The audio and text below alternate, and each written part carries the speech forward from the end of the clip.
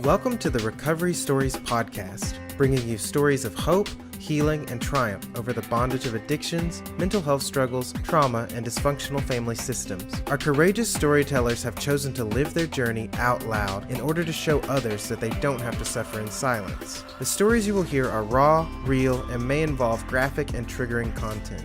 This podcast is brought to you by Promises Behavioral Health's Rooted alumni community. If you or a loved one are struggling, have questions, or are ready to take the next step, call our admission center at 888-648-4098. Or visit us online at www.promisesbehavioralhealth.com. Our team is ready and waiting to answer the call for help. Welcome to this special episode of Rooted Recovery Stories. It is 2023, and we are starting the year off on such a wonderful foot. Today's episode is themed Love Heals, appropriately so because of our wonderful guest that we are interviewing. Reverend, world changer, missionary, entrepreneur, so many things I could go on and on. Becca Stevens, welcome to the show. Thank you so much, Patrick. Thank you for having me, and Happy New Year. Absolutely. Happy New Year to you too, and everyone listening and watching. We've got so much to talk about today, and I don't want to take away from any part or mention any part of what the miracle of what I truly believe the many miracles of your life is and have brought about. I just want to start from the beginning. So I would love to ask you, if you were to think back as a little girl, some of your earliest memories, how would you describe your life from there? So I have so much to say about that, but I will say my very first memory is when I'm 5 years old and my dad is killed by a drunk driver.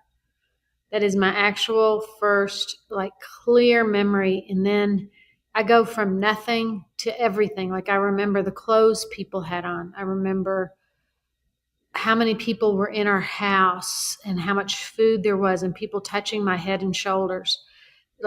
As you were trying to get through, you were just, waist high to everybody. I just have every memory of that day. But my dad, who was an Episcopal priest, had moved down to Nashville, Tennessee from Connecticut and brought, his wife, my mom, who was 35 years old with 5 children. And then he was killed that year.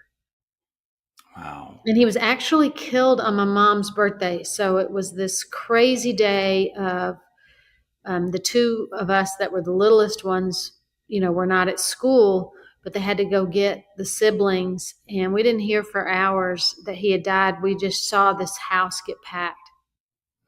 So my first memory is that, but it is quickly followed by so much memory of the good and bad that community is and the hero that my mom was through it all. I mean, she was thrust into poverty at 35 years old with 5 kids. And yet she stayed this amazing force and this amazing love that I emulated my life around.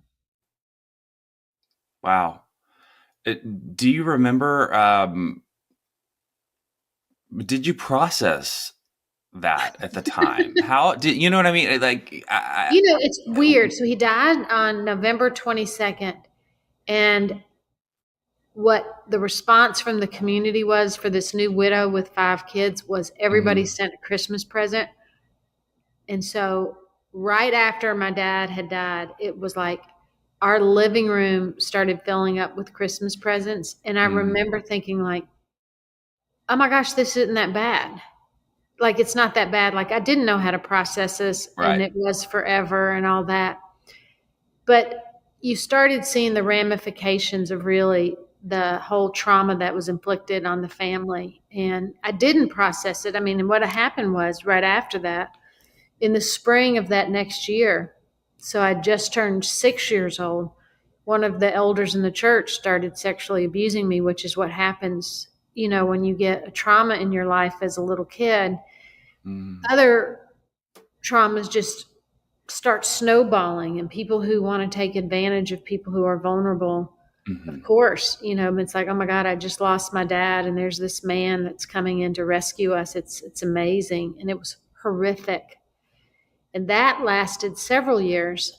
And I feel like I think I didn't really process much of it until, honestly, I had a son who was 5 years old How and old were you started. at this point when you had a son that was 5 years Oh, when old? had a son that was 5, I was whatever, 32. Okay, And so a lot of time had passed. yeah, but like Yeah. I remember thinking, oh my gosh, this poor, poor little boy. And my Mm, husband, Marcus Hummon, who is an amazing singer songwriter in town, goes, what are you talking about? It's like, this is a happy time. He's going to kindergarten. There's joy, there's yeah. happiness. And I'm like, his life is getting ready to fall apart. And that's when I realized, like, I have no idea how kids are supposed to be.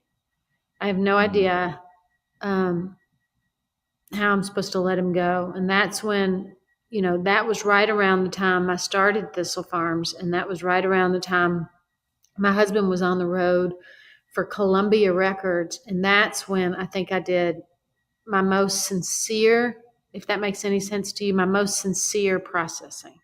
Not just wow. knowing the words I could spit back out, but saying, I have to get deeper than all this trauma if I'm going to be a good person for Thistle Farms, if I'm going to be a decent mom, and if I'm going to really not just redo trauma my whole life. Yeah, and what a great way to put it. Redo trauma your whole life, because so many of us do that until we stop doing it. If we're fortunate enough to have an intervention that changes our trajectory, um, you know, talking about how that trauma affected you in your life at the time of adolescence. Would you say that did you disassociate, or did you just learn to shelve things I did inadvertently?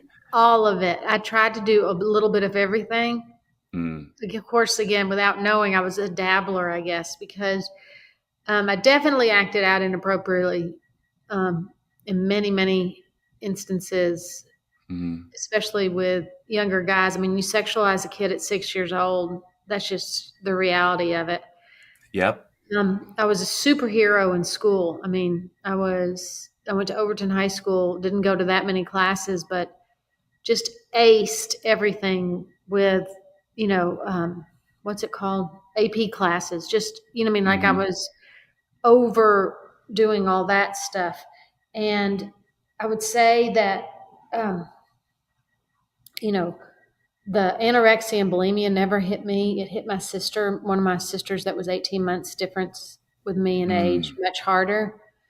Um, we don't have, no one in my family really has an addict's gene in us. That hmm. disease is not part of our makeup, but the whole idea of, lashing out at people, covering it in humor, wrapping it with, Numbing and cynicism and finding stuff. various ways of, yeah, Yes. finding various ways of numbing. But I definitely, by the time I got to divinity school here at Vanderbilt University and I met Marcus, it was like I was a time bomb. Like my whole body was like just full of landmines going off.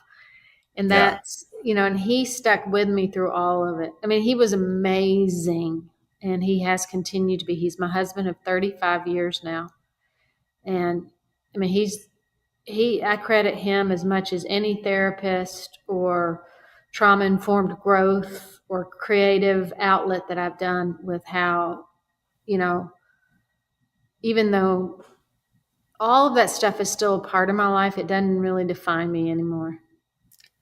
Yeah. And that's the power of the work that we talk about and that we hopefully do, that we get to move from that first place that you mentioned, defining us, to just being part of your life and a tool that you get to use to help others, which you certainly have done. So my follow-up question to that is, what led you to, understanding that the nature of your initial trauma, well, not your initial trauma, one of your initial traumas taking place in the church. What led you to want to, what drew you to the priesthood?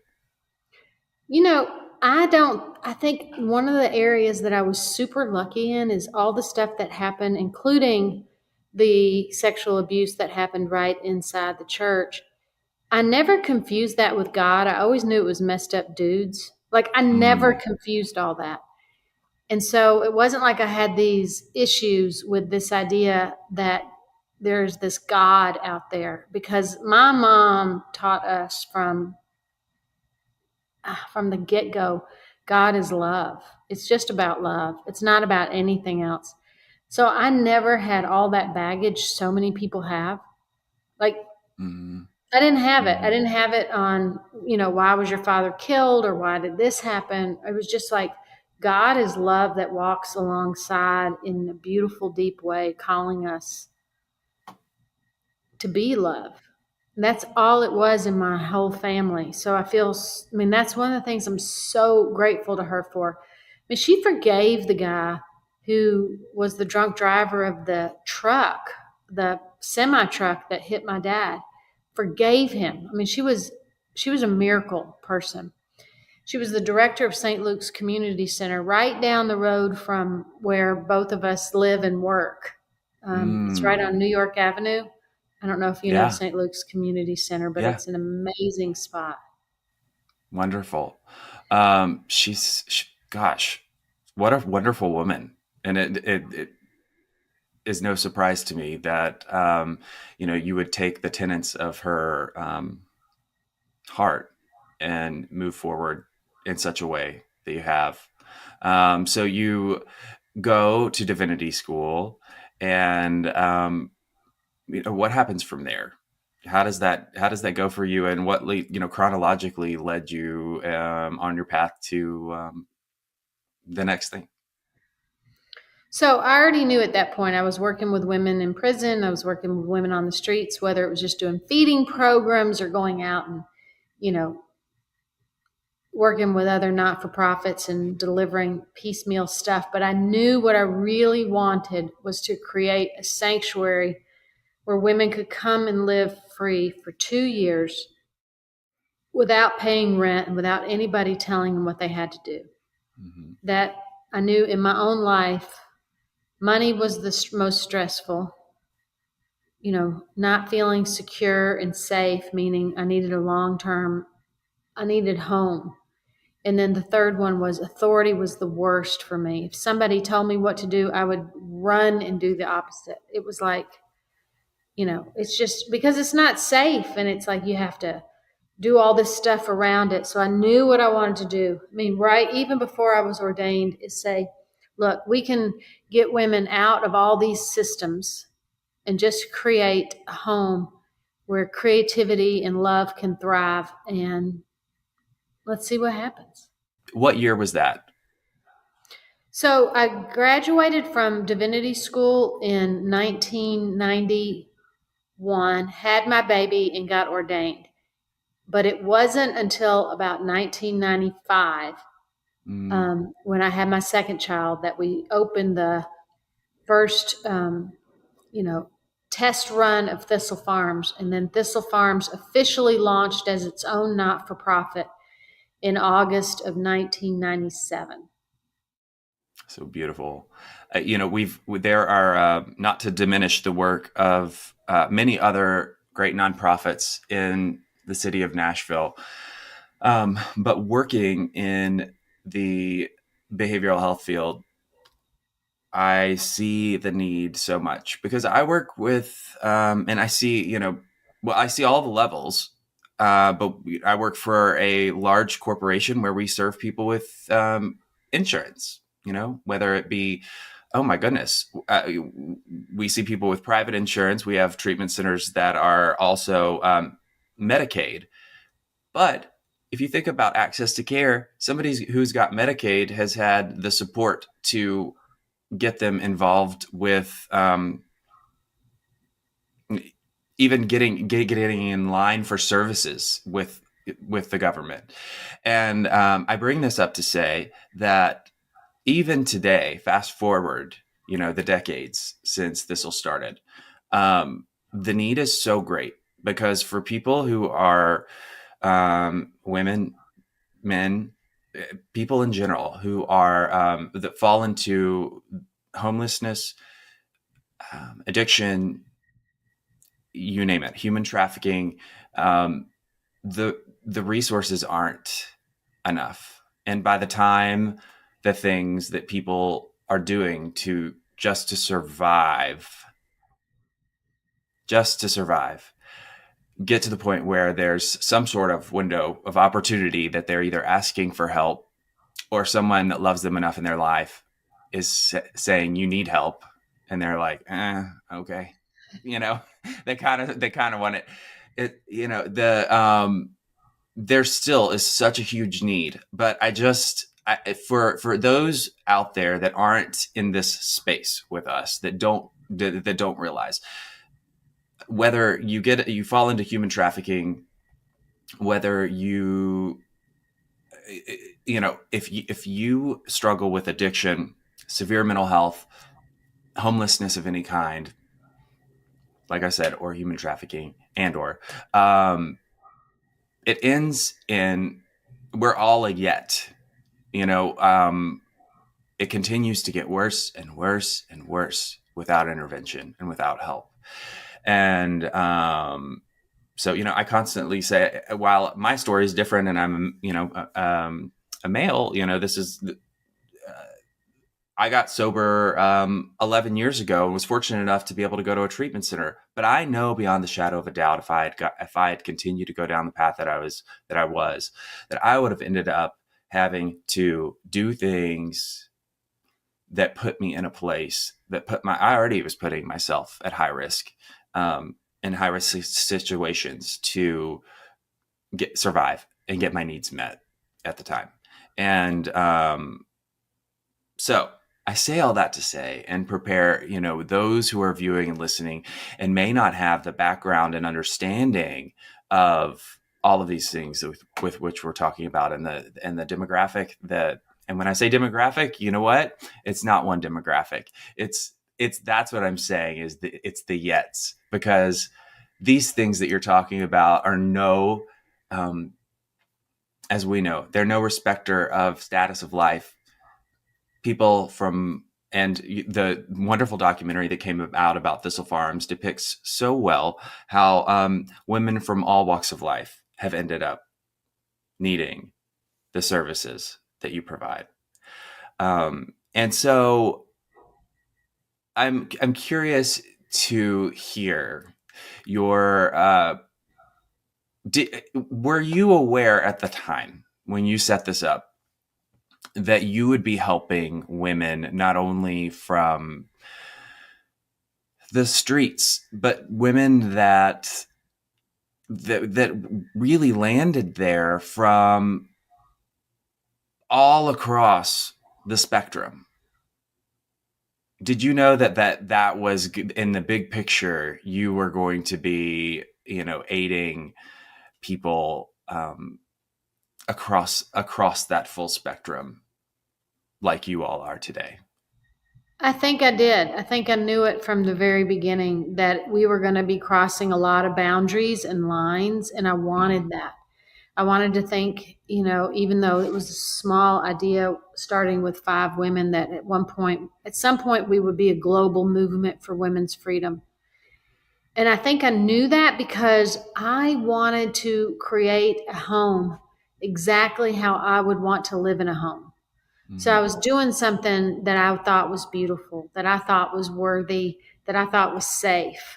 So I wasn't doing it for anybody else. I was actually doing it with myself in my mind. Like if I was coming right out of jail, if I had just experienced 45 rapes, whatever the thing is, this would feel good and safe. And again, the main thing was to say everybody in the community was going to serve the first 5 women that came in with whatever they need, but nobody was in charge of them. And that was what I knew I knew it was a pretty good idea, and I knew for me that that people can talk about trauma informed care all they want. If you have oppressive systems, even within the institutions that are supposed to be trauma informed, that is the most trauma inducing thing for me. So forget the systems.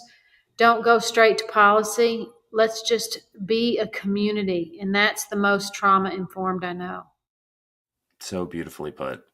I can't remember who it was that coined this phrase, but talking about how addiction and disease, mental health, is the opposite of that is obviously the healing is connection and community, and I absolutely can see how Thistle and the mission of what you are talking about started and has continued to do the same thing and blossom in that way.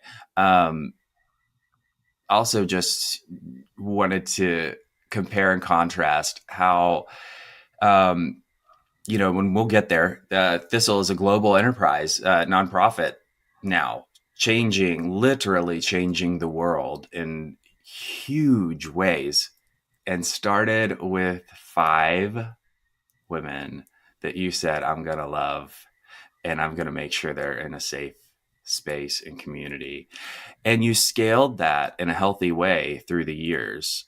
And, I've heard you talk about there were bumps in the road, which, that makes sense. Nothing avoids bumps in the road. But when did you know that you were going to grow and do big things with Thistle, that it was going to be more than just one house? Did you know you were just going to keep going? I'm sorry, what? Oh, sorry. I was just going to say, did you know you were just going to keep going and listening to the voice of the divine and keep going until you couldn't go anymore? I'm not sure what that means. I guess that means death. Going to you can't go anymore is kind of death. But But what I knew was that I am a fairly entrepreneurial person. I like to grow things. I've always done businesses and creativity stuff on the side.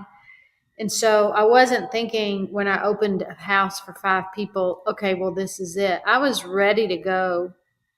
I was ready to, knock on some doors, change systems, and see where it took us. I was way open to starting a whole bath and body care company. That was nothing new for me. I knew how to develop products and wanted to create things that were healing and drew the community in. And it wasn't like I had a 5-year plan and I'm going to start a national network, which now has right at close to 700 beds around the country, long-term free beds with no authority. But it happened because I was willing to keep growing and never looking like, oh my gosh, we can't do this or we can't do that. And our first global partner was back in 2008. I mean, I was so ready to go. It was Rwanda. And again, it just kind of organically keeps growing. And a lot of times people are like, well, what do you see in 5 years? And it's like almost one of my least favorite questions. And I'm not sure why, except if I knew what was happening in 5 years, it would be depressing for me. Like, I like the idea that we don't know what's all coming down the road, but we get to say yes and discover some new and powerful ways to be in this world. I love that.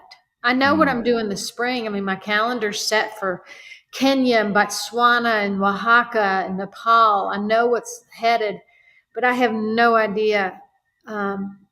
I don't want to know the end of those trips before I ever take them. I love that. I love that perspective. That's a perfect lead in for me to ask you to share about when you talk about your global partners, you've shared a bit about how Thistle. I love Thistle so much. I speak about it and say we. I consider myself part of Thistle Farms. Like, I love going to volunteer there. I eat there all the time. It is a community and network far beyond the confines of of really anything. And so Global Partners, when you started, and what did that look like, and what has that turned into? How Thistle is changing lives and helping across the globe? So I think for me that it took me a while to really embrace the idea that it's not an accident that the most vulnerable people end up in the most desolate places. That is, systematically designed, and it's to keep people out. It's to keep people barricaded and apart, and all of those things.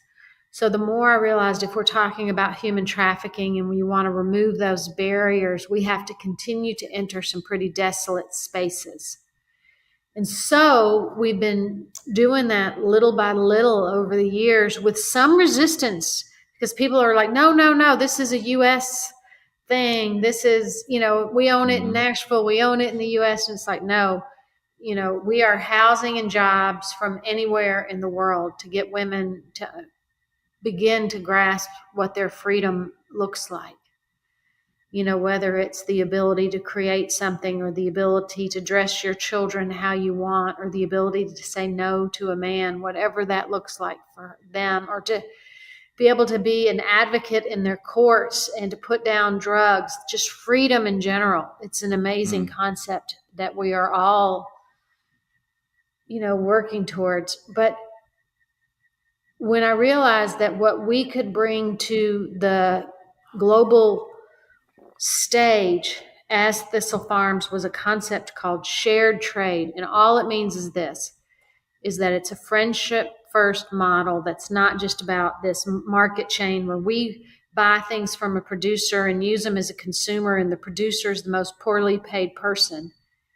It is this idea that when we love women and we love freedom, we're raising the value of the producer. We're bringing in programs and friendship first so women can actually come out of poverty, make decisions, be safe, and walk towards their healing. I get chills when I hear you talk about that. I watched, and I would encourage anybody to go, especially if this podcast episode is moving you, go find and access the Thistle documentary. It is so, so good. But also I love books on tape. And so I listened to the Your Love Heals book.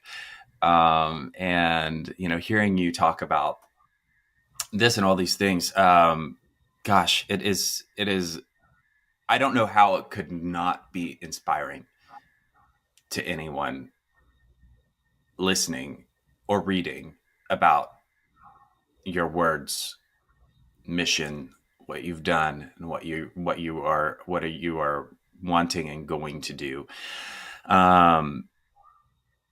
It's literally just so wonderful and heartwarming. So what are some of the, I would say, you talk so much in your book about the healing of love. And, you mentioned, from an early age that your mom instilled that in you.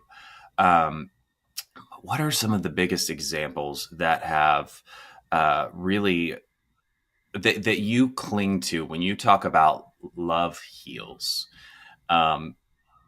regarding Thistle, and then also your daily life? What motivates you when you talk that mantra of love heals? What are some of the things that you think about? I just want to say thank you. Your kind words and your generous spirit are just so evident. And thank you for loving Thistle Farms and for doing this and helping with awareness and education on stuff. That is what Love Heals looks like to me, exactly. So thank you. And, I've been Absolutely. thinking a lot recently about how much I've learned from so many women who have come through the program and done such a beautiful job of just being that living presence, that they take their stand as healers, from being served in the community to leading departments, or, ushering new ideas, or being super angry at a system and teaching us again how to do this right. Like, I have so much gratitude for the living example that I've gotten to witness of what it looks like for people over years to heal their bodies and their hearts and their minds. The other thing I would say is that I've really learned that there's a difference between crying for somebody and weeping with somebody. And That's to big. me, it's the difference between saying, like, I have to be the hero of this mess to I'm just going to be a host. I'm just going to set a table and show up. And people get to be the hero of their own stories. And anybody in recovery is the hero of their story, period. It's horrific. How do you say it? It's like superhero. To walk a journey of recovery is amazing. And so I like that I don't have to be burnt out. I don't feel like there's a big burden on me. I feel like I'm part of a community, and I feel like I have the freedom just to weep with people and say, "Oh my God, that's horrible," without thinking I have to fix it. I can say, how are you going to fix this, and how can I help? Yeah, absolutely. Again, to reference back to that beautiful documentary highlights this, the morning meeting that you all do at Thistle, The circle. the circle. And I don't know if it was a special day or what, but my husband works for a pretty big corporation in Nashville, and they do they get to do lots of volunteer days, and Thistle is one of the programs they partner with. So this was his first time getting to volunteer. And on this specific day, they were invited in to the circle and got to participate and observe. And when you talk about, rather than crying for somebody, but rather weeping with, and how the difference is there, I think that I see that on so many different levels when you talk about the modality of change, of shift that you're facilitating. You're providing a means daily for those that are in the arms of Thistle Farms to, like you said, be the student, but also be the teacher. Because to say that those of us who have gotten to a place where our needs are met now, and we're making choices, we're not having to make every choice out of safety that some would call and depravity, that there's a space where the exchange happens of the student and teacher both ways. And I can't say I know of a lot of agencies, organizations, you name it, that are basing things off of that model. And I have to say, I am personally, my faith is I'm a Christ follower. And when I think about whether you're a Christian or not, the person who Christ was, one of the most Christ-like things, I truly believe is that of sitting with and being a part of, and constantly saying, we don't know. So his feedback, my husband, after he got to join the circle, he said it was one of the most beautiful things, because people shared whatever they were struggling with, their wins, their struggles, prayed together, and we were welcomed in. And this was with all of the women that are they're going forth working in all these trade jobs they're getting trained in, and then we got to go and help, and knew that whatever little thing that we were doing that day was going to support the mission of helping that transition, helping that transformative magic that's happening at Thistle. And so I wanted to highlight that, because such a meaningful thing. How would you describe, and I know I just kind of did, but how would you describe the circle? Why do you do it? And Well, you have to tell your husband I said thank you, thank you. That means the world to us. We're over on Charlotte Avenue, 5122 Charlotte Avenue, right where the cafe is, in the education space at 9 o'clock every Wednesday. We gather in a circle and we simply light a candle and we say, we light this candle for the woman on the street and the woman trying to find her way home. Then somebody reads from Find Your Way book, which is just our practices that are pretty general and easy. Things like consider the thistle, take the long way, laugh at yourself, um, all these basic things that people have written reflections on. We just go around and say how we are today and what we're thinking about and what we'd like to do. But when there are volunteers that sit in that circle and become part of it, it's pretty easy to remember we're there to learn, not to teach. All of us. Everyone comes to a circle to learn. It's not like I have the answer to this art of healing, but I know if I sit in this circle, I will be renewed. I will be restored. I'm coming. One day soon. I'm gonna be there. Yay! Yes, absolutely. Oh my gosh, such a beautiful thing. And every time I hear you talk about the candle being lit, God, it gets my heart. And I'm a very sensitive person. So I'll tell you what I listen to either my podcasts or audiobooks when I'm driving or when I'm exercising. And, you know this because it's your book and it's your words, but the narration of your book is meditative for me. And I bring this up to just tell you thank you because it meant so much to me. But like I was doing cardio at the Y and Green Hills, and I mean I tears streaming down my eyes listening to this book, and it's a gift. So I say that to say thank you, and for anyone who listen to it. I would say listen to it because it is. I think that there's so much power in the sound, the voice, your delivery of it. I thank you. I know we're almost out of time, and I wanted to ask probably one of the most important questions I think that I could, or a couple of questions. So for the person who may not be suffering, what would you leave with them as an encouragement on how they can change their community today, how they can be part of the solution? And for the person suffering, what would you leave for them as your final word of encouragement? Because I think those are two very different things. I think for me, I think of like giving and receiving, this yin and yang, suffering, non-suffering, giving, receiving, donor, resident, whatever you want to do with these. This is this person and this is this.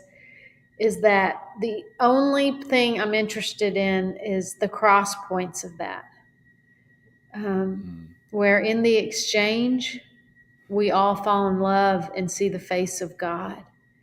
And so if we think today we are not suffering, but tomorrow we are suffering, that what's important is to still be in community in both of those situations, whether it's a donor again or a receiver, whether it's, priest or penitent, whatever it is, it's too easy to be able to know, we're going to switch places. So wherever we are today, it's no big deal.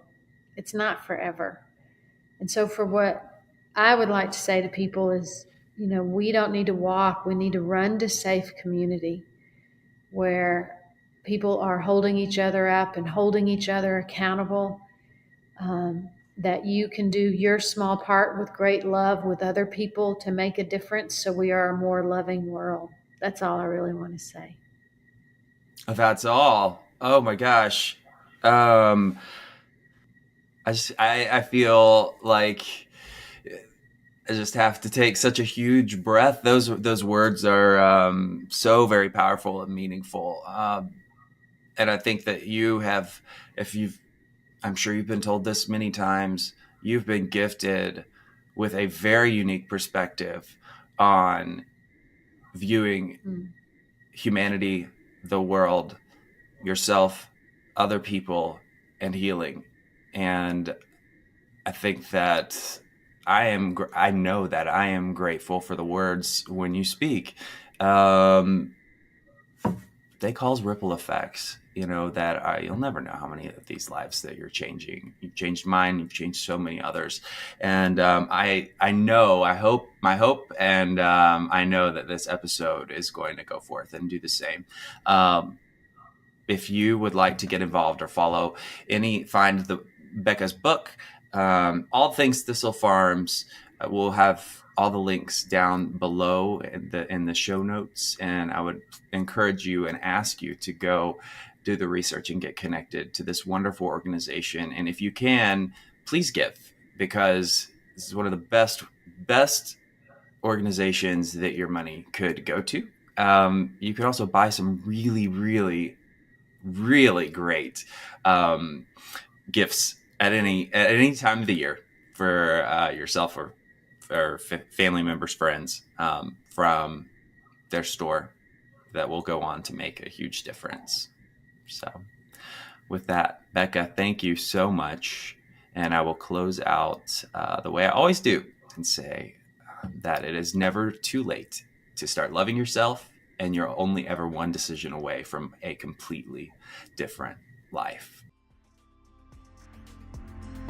For more information on today's episode, check out the show notes. Recovery Stories is brought to you by Promises Behavioral Health's rooted alumni community. If you or a loved one are struggling, have questions, or ready to take the next step, call our admission center at 888-648-4098. Or visit us online at www.promisesbehavioralhealth.com. Our team is ready and waiting to answer the call for help. Whether you're watching on YouTube, Facebook, Instagram, or listening on Spotify or Apple Podcasts, please share with your friends. Follow, subscribe, and leave us a review. We are grateful for you and hope that you have been encouraged by today's episode. As always, remember you are only one decision away from a completely different life, and it is never too late to start loving yourself.